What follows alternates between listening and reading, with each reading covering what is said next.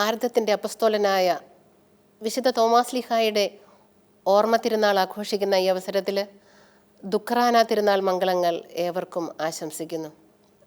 Thomas ലീഹായെ ഈ ഭാരതത്തിലേക്ക് അയച്ച ദൈവപരിപാലനയ്ക്ക് പിന്നിൽ ഏറ്റവും അധികം ആദ്യമായിട്ട് വർത്തിക്കുന്നത് വിശുദ്ധ തോമാസ് ലീഹായും ഈശോയും തമ്മിലുള്ള ഒരു പേഴ്സണൽ റിലേഷൻഷിപ്പാണ്. വചനത്തിൽ 2-3 സ്ഥലത്താണ് നമുക്ക് ആ വചനത്തിൻ്റെ ആ ബന്ധത്തിൻ്റെ ആഴം കാണാൻ പറ്റുക. ബഥാനിയയിലേക്ക് ലാസറിൻ്റെ മരണത്തിൽ പോകുന്ന സംഭവം നമ്മൾ വായിച്ചു കേൾക്കുന്നുണ്ട്. എല്ലാവരും പറഞ്ഞു, കർത്താവെ അങ്ങോട്ട് പോകണ്ട, നിന്നെ അവർ കൊല്ലുന്നു. അപ്പോൾ തോമാസ് ലീഹയാണ് ധൈര്യത്തിൽ പറഞ്ഞു, നമുക്കും അവനോട് കൂടി പോയി മരിക്കാമെന്നേ. അതെ പ്രിയപ്പെട്ടവർ, ശരിയാണ് അല്ലേ? അവനോട് കൂടെ പോയി നമുക്കും മരിക്കാം. ഒരുപക്ഷെ ഭാരതത്തിലേക്ക് വന്ന് രക്തസാക്ഷിത്വം വരിക്കുന്നതിൻ്റെ എല്ലാം മുന്നോടിയായിട്ടുള്ള ഒരു പ്രവചനമായിട്ടായിരിക്കാം തന്നിൽ നിന്ന് ആ വാക്ക് വന്നത്. അതിൻ്റെ അർത്ഥം ഈശോയോട് അത്രയും സ്നേഹമുണ്ടെന്നാണ്. ഈശോ മരിച്ച് ഉത്ഥാനം ചെയ്ത് പ്രത്യക്ഷപ്പെട്ടപ്പോൾ, ശിഷ്യന്മാർക്കെല്ലാം പ്രത്യക്ഷപ്പെട്ടപ്പോൾ നമുക്കറിയാം ആ സംഭവം. ഞാൻ കണ്ടിട്ടില്ല, ഞാൻ വിശ്വസിക്കില്ല. പക്ഷേ ഈശോ കൈനീട്ടി, ആ മുറിവിൽ തോമാസ് ലീഹ തൊട്ടു, ആ പാർശ്വത്തിൽ കൈവച്ചു, എന്നിട്ട് പറഞ്ഞു, എൻ്റെ കർത്താവേ, എൻ്റെ ദൈവമേ. അത്രയ്ക്കൊരു ആഴത്തിൽ പേഴ്സണൽ റിലേഷനാണ്. ഇനി ഞാൻ എന്തും ചെയ്യാമെന്നുള്ളൊരു കാൽവയ്പ് ആ വാക്കിലുണ്ട്. ഈശോ സ്വർഗാരോഹണത്തിന് മുമ്പ് ഒരു ദൗത്യം കൂടി തന്നു, നിങ്ങൾ ലോകമെങ്ങും പോയി സുവിശേഷം പ്രസംഗിക്കുവിന്ന്. ഈ വാക്ക് കേട്ടു, ശിഷ്യന്മാരെല്ലാം കേട്ടു. ഈശോ സ്വർഗാരോഹണം ചെയ്തു.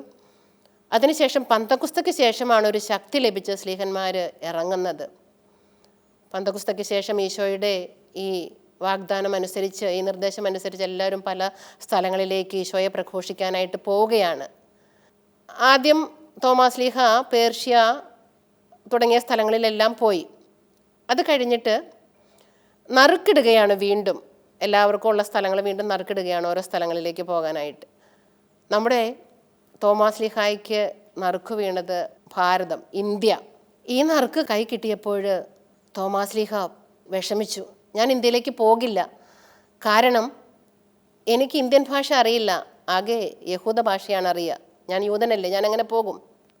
മാർ തോമാസ് ലീഹ ഭാരതത്തിലേക്ക് വന്നതുമായിട്ട് ബന്ധപ്പെട്ട് അനേകം രേഖകൾ കൊടുത്തിട്ടുണ്ട്. ഏറ്റവും കൂടുതൽ ആ ചരിത്രത്തിൽ കൊടുത്തിരിക്കുന്നത് മാർ തോമാസ് ലീഹായുടെ നടപടികൾ, ആക്ട്സ് ഓഫ് സെൻറ്റ് തോമസ് എന്ന പുസ്തകത്തിലാണ്. അതിൽ ഇപ്രകാരം ഒരു സംഭവം പറയുന്നുണ്ട്, ഒരു കഥ പറയുന്നുണ്ട്. ഇതുപോലെ എല്ലാ ശിഷ്യന്മാരെയും ഓരോ സ്ഥലത്തേക്ക് വീണ് തോമാസ് ലീഹായ്ക്ക് ഇന്ത്യയിലേക്ക് കുറി വീണിട്ട് വിഷമിച്ചിങ്ങനെ നിൽക്കുകയാണ്. എന്നിട്ട് പറയുകയാണ്, ഉറക്കെ പറയുകയാണ്, ഞാൻ പോകില്ല എന്നിങ്ങനെ പറഞ്ഞ് വിഷമിച്ചിങ്ങനെ നിൽക്കുമ്പോൾ അന്ന് ഈശോ പ്രത്യക്ഷപ്പെട്ട് തോമാസ് ലീഹായോട് പറയുകയാണ്, തോമാസേ വിഷമിക്കേണ്ട, നീ ധൈര്യമായിട്ട് പോ, ഞാനുണ്ട് കൂടെ, ഞാൻ വരും, നീ പൊക്കോ, നിൻ്റെ മുന്നിൽ ഞാനുണ്ട് കൂടെ, നിൻ്റെ പിന്നിൽ ഞാനുണ്ട് കൂടെ, നീ എന്തു പറഞ്ഞാലും അത് നീയല്ല, ഞാനാണ് അവിടെ പ്രവർത്തിക്കുക, അപ്പോൾ ധൈര്യമായിട്ട് പൊക്കോ എന്നൊരു വാക്ക് അവിടെ കൊടുത്തു. അതിനുശേഷം തോമാസ് ലീഹ പറഞ്ഞു, ഞാൻ എങ്ങനെ പോവും? ഈശോ തന്നെയാണ് ഇന്ത്യയിലേക്ക് വരാനുള്ള വഴി ക്രമീകരിച്ചു കൊടുക്കുന്നത്.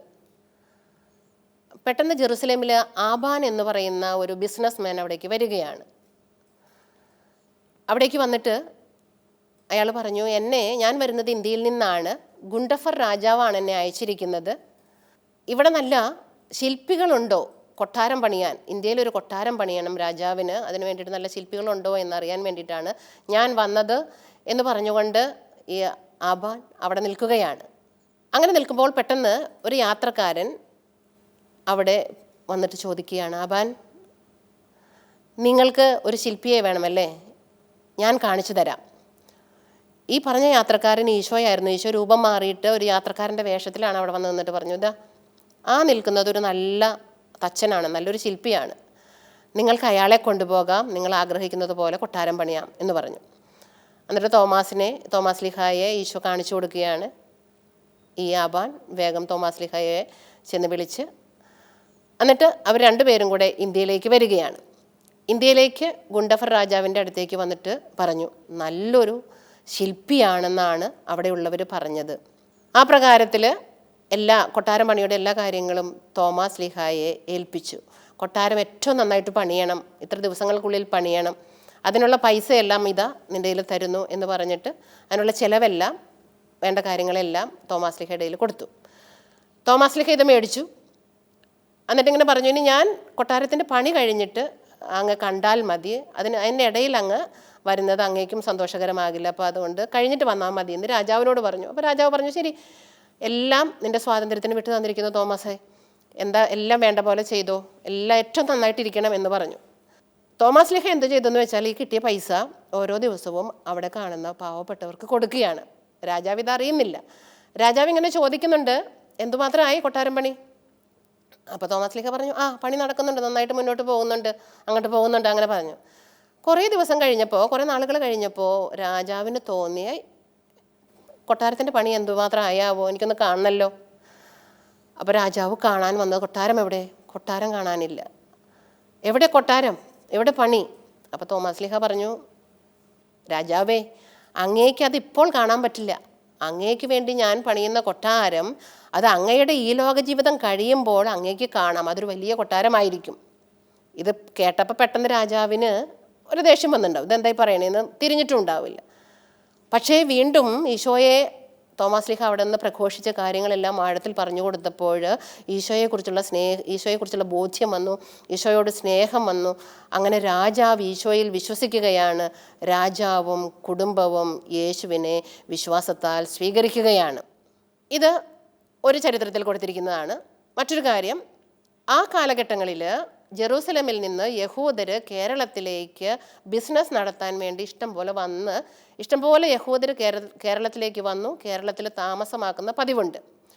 അങ്ങനെ AD 52 കേരളത്തിലേക്ക് വന്ന ആ ജനങ്ങളുടെ കൂടെ തോമാശ്ലീഹായും വന്നു എന്നാണ് ചില രേഖകളിൽ കൊടുത്തിരിക്കുന്നത്. അങ്ങനെ AD 52 കൊടുങ്ങല്ലൂർ അവിടെ വന്ന് കപ്പലിറങ്ങി. തുടർന്ന് നമുക്കറിയാം തോമാശ്ലീഹ അന്നത്തെ കാലങ്ങളിലെല്ലാം കപ്പൽ സഞ്ചാരമാണ് ഉണ്ടായിരുന്നത്. അപ്പോൾ എവിടെയാണോ സമുദ്രതീരങ്ങളുള്ളത് ആ ഭാഗങ്ങളിലേക്കാണ് തോമാശ്ലീഹ കൂടുതലായിട്ടും പോയത്. തോമാശ്ലീഹ അതാ കേരളത്തിലേക്ക് വന്നിരിക്കുകയാണ്. നമ്മുടെ ഒരു ഭാഗ്യമേ. വരുമ്പോൾ നമുക്കറിയാം, ഒന്നും അറിയാത്ത ഒരാളാണ്, ജനങ്ങളുടെ രീതി ഒന്നും അറിയില്ല. പക്ഷേ തോമാശ്ലീഹായുടെ ഒരു ധൈര്യം, അന്ന് കിട്ടിയ ധൈര്യമാണ്. ഒരു പേഴ്സണൽ കോണ്ടാക്ട് ഈശോയോടുണ്ട്. നമ്മൾ നേരത്തെ കണ്ടതാണ്, സ്പർശിച്ചിട്ടുണ്ട്, കണ്ടിട്ടുണ്ട്, അറിയാം, പിന്നെ ഈശോ പറഞ്ഞിട്ടുണ്ട്, ഞാനുണ്ടെന്നേ കൂടെ. അതുകൊണ്ട് തോമാശ്ലീഹ കേരളത്തിലേക്ക് വരുമ്പോൾ കയ്യിൽ എപ്പോഴും ഒരു കുരിശിങ്ങനെ നമുക്ക് കാണാം. വളരെ ലാഘവത്തോടു കൂടെ ഇങ്ങനെ നടന്നു വരുന്ന തോമാശ്ലീഹ നടന്നു വരുന്നത് എവിടേക്കാണ്? ഈ സമുദ്രതീരങ്ങളിലുള്ള ഓരോ ഭാഗങ്ങളിലേക്ക്. നമുക്കറിയാം, ആദ്യം വരുന്നത് പാലയൂർ ഭാഗത്തേക്കാണ്, കൊട്ടക്കാവ്, പാലയൂർ ഭാഗങ്ങളിൽ. അവിടുത്തെ പള്ളികളിൽ ഇതിൻ്റെ ചിത്രങ്ങൾ കൊടുത്തിട്ടുണ്ട്, എന്താണ് തോമാശ്ലീഹ വന്നപ്പോൾ അവിടെ സംഭവിച്ചതെന്ന്. കോട്ടക്കാവ് ഭാഗങ്ങളിൽ ഒരു കുളത്തിൽ കുറച്ച് അക്രൈസ്തവർ, യേശുവിനെ അറിയാത്തവർ, അന്ന് അവരാണല്ലോ ഉണ്ടായിരുന്നത്, യേശുവിനെ അറിയാത്ത കുറേ ജനങ്ങൾ, സവർണർ, അവരിങ്ങനെ കുളിച്ചുകൊണ്ട് നിൽക്കുകയാണ്. അവരിങ്ങനെ കുളിച്ചുകൊണ്ട് നിൽക്കുമ്പം അങ്ങനെ തോമാശ്ലീഹ വളരെ ധൈര്യത്തിൽ വന്ന് നോക്കുക, അവർ കുളിക്കുന്നു. ഇവരിങ്ങനെ വെള്ളം തന്നെ മുകളിലേക്ക് എറിയാണ്. അപ്പോൾ തോമാശ്ലീഹ ചോദിച്ചു, ഹേയ് സഹോദരങ്ങളെ, എന്തിനാ ഈ വെള്ളം ഇങ്ങോട്ട് എറിയുന്നത്, മുകളിലേക്ക് എറിയുന്നത്?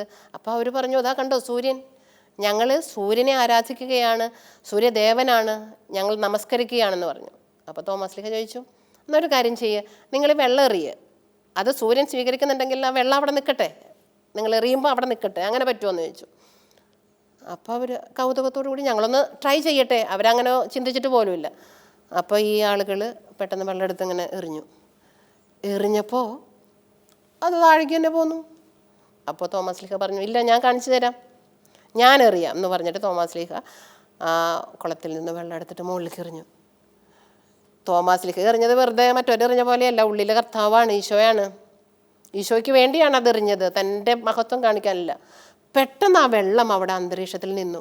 അവരിങ്ങനെ മുകളിലേക്ക് നോക്കിയിട്ട്, എൻ്റെ ദൈവമേ, ഇതെന്താണിത്? അപ്പോൾ തോമാശ്ലീഹ ഈശോയെക്കുറിച്ച് അവരോട് ഇങ്ങനെ പറഞ്ഞു കൊടുത്തു, ഇതാണ് ഈശോ. അപ്പോൾ അവർ ഈശോയിൽ വിശ്വസിച്ചു, ഈശോയെ അറിഞ്ഞു, ഈശോയെ സ്വീകരിച്ചു. അപ്പോൾ ആ പ്രദേശത്ത് അവരെല്ലാവരെയും വിളിച്ചു കൂട്ടിയിട്ട് അവിടെ പോയിട്ടൊരു കുരിശ് സ്ഥാപിച്ചു. ഈ കുരിശ് സ്ഥാപിച്ച പിന്നെ പള്ളിയായിട്ട് സ്ഥാപിക്കുന്നത് അവിടെയുള്ള ആളുകളാണ്. പള്ളിയുടെ ആദ്യ സ്ഥാപനം എന്ന കണക്കിൽ പള്ളിയുടെ സ്ഥാപനത്തിൻ്റെ പ്രാരംഭമായിട്ട് കുരിശ് സ്ഥാപിച്ചിട്ട് തോമാശ്ലീഹ അടുത്ത സ്ഥലത്തേക്ക് പോയി. അങ്ങനെ അടുത്ത സ്ഥലത്തേക്ക് പോയി. ഇപ്പം നമ്മൾ പാലയൂർ, കോട്ടക്കാവ്, പിന്നെ പോകുന്നത് കോക്കമംഗലം. അവിടെയും ഇതുപോലെ പോവുകയാണ്. പോകുന്ന സമയത്ത് അവിടെയുള്ള നാട്ടിൽ ആളുകളെല്ലാം അവിടുത്തെ സിറ്റുവേഷനൊക്കെ എങ്ങനെയാണെന്ന് തോമാശ്ലീഹ നോക്കുന്നുണ്ട്. അപ്പോൾ അവിടെ പെട്ടെന്ന് നോക്കിയപ്പോൾ കുറേ മൃഗങ്ങളെ പേടിച്ച് കുറേ ആളുകൾ ഇങ്ങനെ പേടിച്ചിങ്ങനെ പിന്മാറുന്നു. നോക്കിയപ്പോൾ ആളുകളെല്ലാം ഓടുകയാണ്. നോക്കിയപ്പോൾ ഒരു ആന വരുന്നു. അപ്പോൾ ആളുകൾ വിളിച്ചു പറയുന്നു, ഇതേ ഈ ആന ഞങ്ങളുടെ കൃഷി നശിപ്പിക്കുന്നു, എല്ലാം നശിപ്പിക്കുന്നു, ഞങ്ങൾക്കിതിനെ തോൽപ്പിക്കാൻ പറ്റുന്നില്ല, പിടിക്കാൻ പറ്റുന്നില്ല, ഞങ്ങളെ ഒന്ന് രക്ഷിക്കണമെന്ന് പറയുകയാണ്. അപ്പം ധൈര്യമായിട്ട് തോമാശ്ലീഹ കുരിശ് പിടിച്ചിട്ട് ഈ ആനയുടെ മുമ്പിലേക്ക് ഇങ്ങനെ പോവുകയാണ്. ആളുകൾ പേടിച്ചു. സാധാരണ ആനേനെ കണ്ട ആരും മുന്നോട്ട് പോകില്ല, അപ്പം തന്നെ അത് ആക്രമിക്കും. പക്ഷേ ധൈര്യമായിട്ട് കുരിശും പിടിച്ചിങ്ങനെ പോയ വശം ആ ആന കുരിശിൻ്റെ മുമ്പിൽ തൊഴുതു. ശാന്തമായ ആന. ഇത് കണ്ട ജനങ്ങളെല്ലാം വിശ്വസിച്ചു. അപ്പോൾ ഈ അത്ഭുതത്തിൻ്റെ പിന്നിൽ ജനം വിശ്വസിക്കുന്നത് കണ്ടപ്പോൾ പെട്ടെന്ന് ഈശോയുടെ ശക്തിയെക്കുറിച്ച് അവരോട് പ്രഘോഷിച്ചു. അവിടെയും കുരിശ് സ്ഥാപിച്ചു. എന്നിട്ട് അവരോട് പറഞ്ഞു, ഇനി നിങ്ങൾക്ക് ആരാധിക്കാനും അതിനൊക്കെ ആയിട്ട് നിങ്ങൾ തന്നെ ദേവാലയം പണി. അപ്പോൾ ജനങ്ങളാണത് ഒരുമിച്ച് കൂടി പണിയുന്നത്. പിന്നെ തുടർന്ന് കൊല്ലത്തേക്ക് പോവുകയാണ്. അവിടേക്കും പോകുമ്പോൾ അവിടെയും ചെന്നിട്ട് തോമാശ്ലീഹയുടെ പ്രത്യേകത, ജനങ്ങളെ ഈശോയിലേക്ക് എടുക്കുവാൻ ജനങ്ങളുടെ ആവശ്യത്തിനനുസരിച്ച് ഇടപെടണം. അപ്പോൾ എന്താണോ വേണ്ടത് അപ്പോൾ ഈശോ അത് കാണിച്ചു കൊടുക്കും. അങ്ങനെ ചെന്നപ്പോൾ അവിടെ കുറേ രോഗികൾ ഒരു വൈദ്യനെ കാണാനായിട്ട് ഇങ്ങനെ നിൽക്കുകയാണ്. കണ്ടാ പാവം തോന്നിക്കുന്ന രോഗികൾ. അപ്പോൾ തോമാശ്ലീഹ ഇങ്ങനെ നോക്കി, എന്താ അവിടെ സംഭവിക്കുന്നത്? എല്ലാവരും കാര്യമായിട്ട് വൈദ്യൻ്റെ അടുത്ത് പോയിട്ട് മരുന്നൊക്കെ മേടിച്ചുകൊണ്ട് വരുന്നുണ്ട്. പക്ഷേ ഈ വൈദ്യൻ കൂടിയ വിലയും സാധനങ്ങളും വാങ്ങുകയാണ്. എന്നാൽ അതിൻ്റെ ഫലമായിട്ട് അതിൽ നിന്നും ഈ രോഗികൾക്കാകട്ടെ സുഖം ലഭിക്കുന്നതുമില്ല. അവരുടെ ഉള്ള കാശ് പോകുന്നതല്ലാതെ ഇവർക്കൊരു സൗഖ്യമില്ല. അപ്പോൾ വഴിക്ക് വെച്ച് തോമാശ്ലീഹ പറഞ്ഞു, നിങ്ങളെവിടെ പോകണേ? അങ്ങനെ കാര്യങ്ങൾ പറഞ്ഞു. കർത്താവായ യേശുവിൻ്റെ നാമത്തിൽ നിങ്ങൾ സൗഖ്യം പ്രാപിക്കട്ടെ എന്ന് ഈ രോഗികളെ നോക്കി തോമാശ്ലീഹ പ്രാർത്ഥിച്ചു. അത്ഭുതമേ, ദൈവാനുഗ്രഹമേ, ഇവരെല്ലാവരും സൗഖ്യമായി. ഇവരുടെ ജീവിതത്തിൽ ആദ്യമായിട്ടാണ് ഇങ്ങനെ കാണുന്നത്. ഇവരെല്ലാവരും ഏക ഹൃദയത്തോടുകൂടെ ഇതാണ് സത്യദൈവം, ഈ ഈശോ ഞങ്ങളുടെ ജീവനാകണം, ഞങ്ങളുടെ ജീവിത കേന്ദ്രമാകണമെന്ന് പറഞ്ഞു ഈശോയെ വിശ്വസിച്ച് മുന്നോട്ട് പോവുകയാണ്. പിന്നീട് അതുപോലെ നിരണം എന്ന സ്ഥലത്തും ഇതുപോലെ പള്ളി പണിയുകയാണ്. അവിടെയും ആ പ്രദേശത്തും ആളുകൾ ഇതുപോലെ ഇങ്ങനെ സഞ്ചാരമൊക്കെ കഴിഞ്ഞ് ആളുകളെ വിളിച്ചുകൂട്ടി ഈശോയുടെ സ്നേഹം പറഞ്ഞ് അവരെയും ഈശോയിലേക്ക് നയിച്ച് അവിടെയും ഒരു പള്ളി സ്ഥാപനത്തിന് ആവശ്യമായ കാര്യങ്ങളെല്ലാം ആക്കി. പിന്നീട് നിലയ്ക്കൽ, അവിടെയും ഇതുപോലെ അവിടുത്തെ ജനത്തിൻ്റെ ആവശ്യം എന്താണോ അതനുസരിച്ച് അവരുടെ കൂടെ താമസിച്ച് അവരുടെ കാര്യങ്ങൾ അറിഞ്ഞ് അവർക്ക് വേണ്ട കാര്യങ്ങളെല്ലാം ചെയ്തു കൊടുത്ത് ഈശോയിലുള്ള സ്നേഹത്തിലും ഈശോയിലുള്ള വിശ്വാസത്തിലും അവരുടെ ഹൃദയത്തെ അങ്ങോട്ട് ഉയർത്തി. അപ്പോൾ അവിടെ എല്ലാം കത്തിജ്വലിച്ച് അവരെല്ലാം സമൂഹമാണ്. ഈ പ്രദേശങ്ങളിലെല്ലാം മിക്കവാറും പേര് സവർണരാണ്, വലിയ ആചാരപ്രകാരമുള്ള വിശ്വാസത്തിലുള്ളവരാണ്. അതിനേക്കാൾ ആഴത്തിലുള്ള ഈശോയെ അറിഞ്ഞ വിശ്വാസത്തിലേക്ക് വന്നത്. പിന്നെ കുറേ സ്ഥലങ്ങളിൽ യഹൂദർ ഓൾറെഡി അവിടെ ഉണ്ട്. നമ്മൾ നേരത്തെ പറഞ്ഞു കേരളത്തിലേക്ക് വന്ന യഹൂദർ സ്ഥാപിച്ച സിനഗോഗുകളുള്ള സ്ഥലങ്ങളാണ്. അപ്പോൾ അവർക്ക് ഈ ഈശോയെ കേട്ടപ്പോൾ, ഈ പ്രവൃത്തി കണ്ടപ്പോൾ കൂടുതൽ ഈശോയിൽ വിശ്വാസമായി അവരും സമൂഹമായിട്ട് ദേവാലയങ്ങൾ പണിയാനായിട്ട് മുൻകൈ എടുക്കുകയാണ്. അങ്ങനെ 7 പള്ളികൾ കഴിഞ്ഞിട്ട് പിന്നെ നമ്മൾ 7.5 പള്ളി എന്ന് അറിയപ്പെടുന്ന ഒരു പള്ളി തമിഴ്നാട്ടിലെ കന്യാകുമാരിയിലെ തിരുവാങ്കോട് എന്ന സ്ഥലത്തിലുള്ള പള്ളിയാണ്. അവിടെയാണ് സ്ഥലം. അരപ്പള്ളി എന്ന് പറയാൻ പല പാരമ്പര്യങ്ങളാണ്. ചിലർ പറയുന്നു അതൊരു കൊച്ചു പള്ളിയാണ്, ഒരു ചെറിയ ഒരു പള്ളി, വലിപ്പം അധികമില്ല, അതുകൊണ്ടാണ് അരപ്പള്ളി എന്ന് പേരുള്ളത് എന്ന് ചിലർ പറയുന്നു. പക്ഷെ അങ്ങനെയല്ല. അവിടെ ചരിത്രങ്ങളിൽ അവിടെ പറയുന്നത് അരജന്മാർ, അരജൻ മീൻസ് രാജാവ്, അരജന്മാർ കൊടുത്ത പള്ളി, അതാണ് അരപ്പള്ളി. ആ നാട് രാജാക്കന്മാർ അവരുടെ സഹായത്തോടും അവരുടെ ഇഷ്ടത്തോടും കൂടി പണിത പള്ളി ആയതുകൊണ്ടാണ് ഇതിന് അരപ്പള്ളി എന്ന് പറയുന്നത്. ഈ അരപ്പള്ളിയാണ് ഏറ്റവും ആദ്യമായിട്ട് തോമാശ്ലീഹയുടെ പേരിൽ സ്ഥാപിതമായതും തോമാശ്ലീഹ പ്രവർത്തിച്ചതുമായിട്ടുള്ള പള്ളി. അവിടെ ഇങ്ങനെ ഒരു കല്ലിൽ തോമാശ്ലീഹയുടെ പേര്, തോമാശ്ലീഹ എഴുതിയ ലെറ്റേഴ്സൊക്കെ ഉണ്ട്. അതുപോലെ അവിടെ ഒരു കുളമുണ്ട്. അവർ ഈ ശ്ലീഹ അന്ന് പ്രവർത്തന നാളുകളിലൊക്കെ ഉപയോഗിച്ച അന്നത്തെ ആ കിണർ ഇപ്പോഴും അവരങ്ങനെ കാത്തു സൂക്ഷിച്ചിട്ട് അവിടെ അതുണ്ട്. അവരവിടെ കുറേ താമസിച്ചു, ശ്ലീഹയൊക്കെ കൂടെ അവിടെ താമസിച്ച് പ്രവർത്തിച്ചതാണ്. അപ്പം അങ്ങനെയാണ് 7.5 പള്ളികൾ.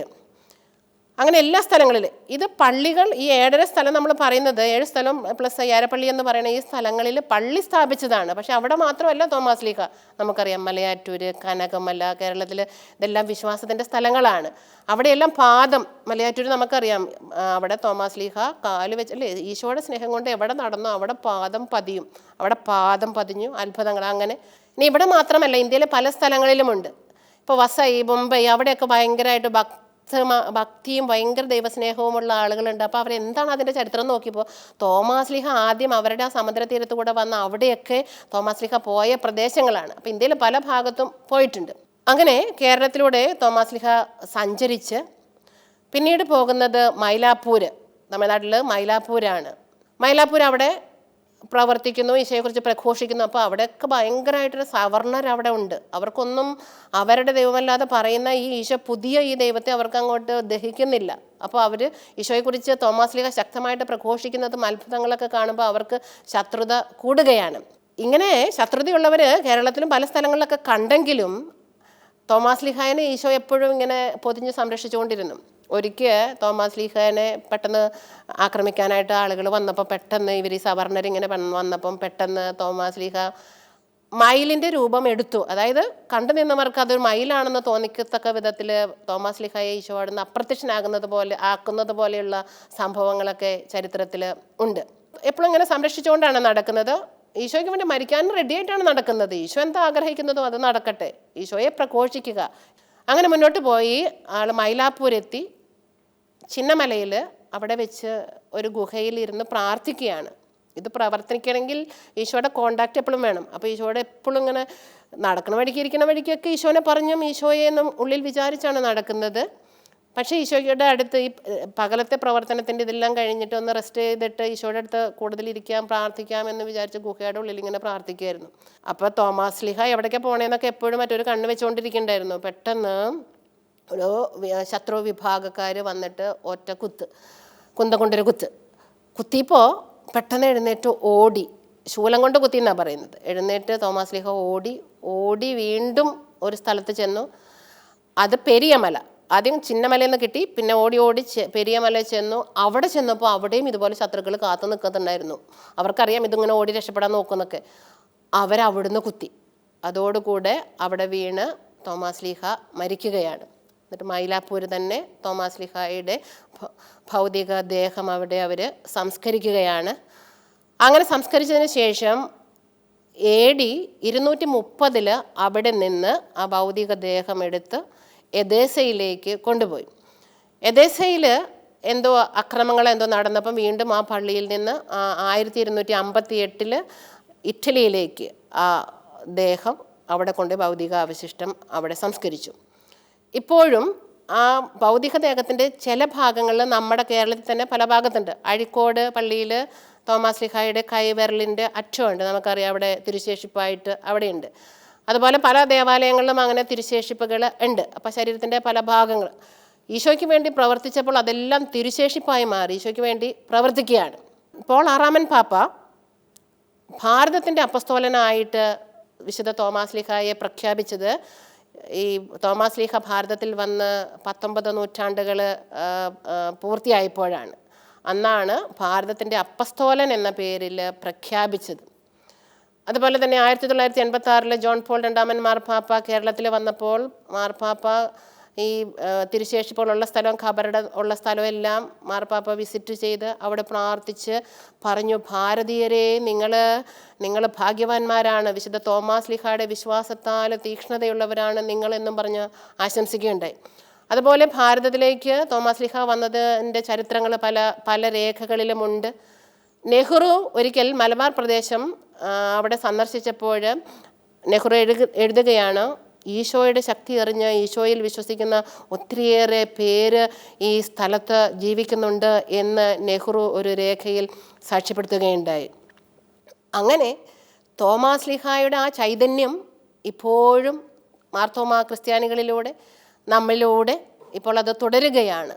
ക്രൈസ്തവ സഭയിലൂടെ അത് തുടരുകയാണ്. തോമാസ് ലീഹയുടെ ആ ചൈതന്യം നമ്മളെ ഇങ്ങനെ ശക്തരാക്കണം, പ്രചോദിപ്പിക്കണം. അതാണ്. അല്ല, എന്തൊരു ധൈര്യത്തിലാണ് ഒന്നും അറിയാത്ത നാട്ടിലേക്ക് തോമാസ് ലീഹ വന്നത്. നമ്മളെ എല്ലാവരെയും ഈശോയിൽ ഒന്നിപ്പിക്കാനും ഈശോയിലേക്ക് വളർത്താനും ഈശോയ്ക്ക് നമ്മെക്കുറിച്ചുള്ള പ്ലാനിലേക്ക് നമ്മൾ മുന്നേറാനും വേണ്ടിയാണ് അതിന് വേണ്ടിയിട്ട് ഒരു തുടക്കം കുറിക്കാനാണ് തോമാസ് ലീഹ ഭാരതത്തിലേക്ക് വന്നത്. മാർ തോമാസ് ലീഹ നൽകിയ ആ വലിയ ചൈതന്യം, ആ പ്രേക്ഷിത തീക്ഷ്ണത നമ്മിലെല്ലാവരിലും ഉണ്ടാകട്ടെ. ഈശോയെ ലോകം മുഴുവൻ പ്രഘോഷിക്കാൻ മാർ തോമാസ് ലീഹയ്ക്ക് മാത്രമല്ല, നമുക്ക് ആ ദൗത്യം തന്നിരിക്കുകയാണ്. തോമാസ് ലീഹ വന്നു, നമുക്ക് ആ ദൗത്യം തന്നു. ഇനി നമ്മിലൂടെയാണ് ഈശോയെ മറ്റുള്ളവർക്ക് പ്രഘോഷിക്കുവാനുള്ളത്. നമുക്ക് മാർ തോമാസ് ലീഹയോട് നന്ദി പറയാം. ഈ ദുഃഖ്രാന തിരുനാളിൽ എല്ലാ കുടുംബങ്ങളെയും, എല്ലാ ക്രൈസ്തവരെ, എല്ലാ കുടുംബങ്ങളെയും, സകല ലോകം മുഴുവനെയും, തോമാസ് ലീഹ വന്നത് ഒരു വിഭാഗത്തിന് വേണ്ടി മാത്രമല്ല, ലോകം മുഴുവനും വേണ്ടിയാണ്, സകല ജനങ്ങൾക്കും വേണ്ടിയാണ്. സകല ജനങ്ങളും ക്രിസ്തുവിൻ്റെ സ്നേഹത്താൽ പൂരിതരായി യേശുവിൻ്റെ രക്ഷാകര അനുഭവത്തിലേക്ക് നയിക്കപ്പെടട്ടെ എന്ന് നമുക്ക് പ്രാർത്ഥിക്കാം. ഒരിക്കൽ കൂടി എല്ലാവർക്കും മാർ തോമാസ് ലീഹായുടെ എല്ലാ മാധ്യസ്ഥവും ആശംസിക്കുന്നു. ഒപ്പം തന്നെ എല്ലാവർക്കും ദുഃഖ്രാന തിരുനാളിൻ്റെ മംഗളങ്ങൾ നേരുന്നു. നന്ദി.